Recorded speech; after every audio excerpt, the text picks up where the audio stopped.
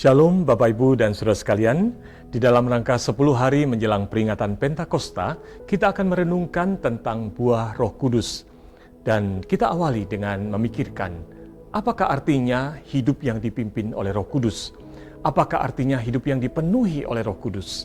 Firman Tuhan di dalam Galatia 5 ayat 25 berkata, "Jikalau kita hidup oleh Roh, baiklah hidup kita juga dipimpin oleh Roh." Anda mungkin pernah melihat di YouTube satu ibadah yang katanya terjadi kepenuhan Roh Kudus, di mana peserta ibadahnya tertawa terbahak-bahak, ada yang berlari sampai menabrak kursi sehingga kursinya berantakan, lalu ada yang berlari sampai melompati mimbar, bahkan menginjak-injak mimbar.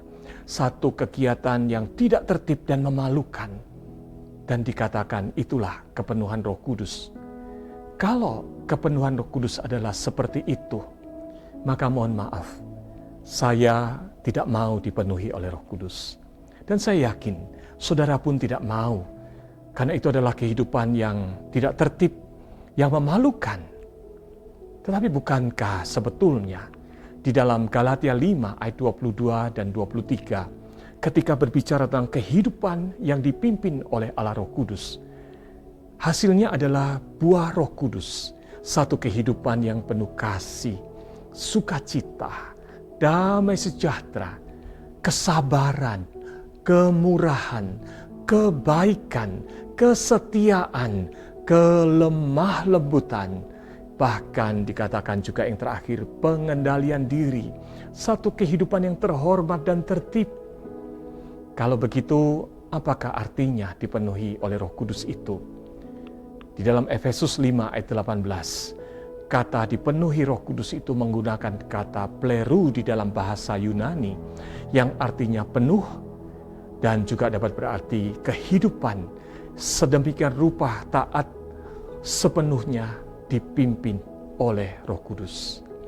Di dalam Galatia 5 ayat 25, kata dipimpin oleh Roh Kudus itu berasal dari kata stoichio, yaitu kata yang biasa digunakan untuk menggambarkan tentara yang rapi berbaris, berderap melangkah bersama, mengikuti arahan dan pimpinan dari pemimpin barisan.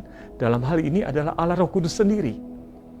Oleh sebab itu, saudara sekalian, dipimpin oleh Roh Kudus itu artinya satu kehidupan yang dipenuhi oleh hadirat Allah Roh Kudus, sehingga kita dapat merasakan apa yang Tuhan rasakan. Kita dapat menginginkan apa yang Tuhan inginkan.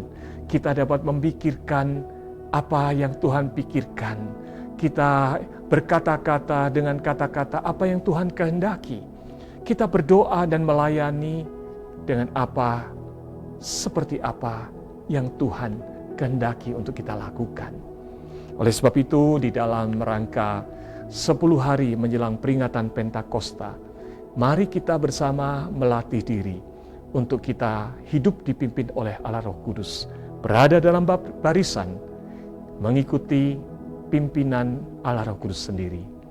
Mari mengawali hari dengan berdoa, membaca Alkitab dan bertanya, Allah Roh Kudus, apakah yang harus aku lakukan hari ini? Ketika akan membuat keputusan, bertanyalah kepada Allah Roh Kudus, Allah Roh Kudus, keputusan apakah yang harus aku perbuat, aku putuskan. Ketika sedang dalam keadaan emosional, berdoalah, Allah Roh Kudus, tolonglah aku untuk dapat mengendalikan emosiku, sehingga hidup kita sepenuhnya sesuai dengan pimpinan Roh Kudus, menjalani hari tiap hari dipimpin oleh Allah Roh Kudus. Selamat memperingati hari Pentakosta. Tuhan memberkati.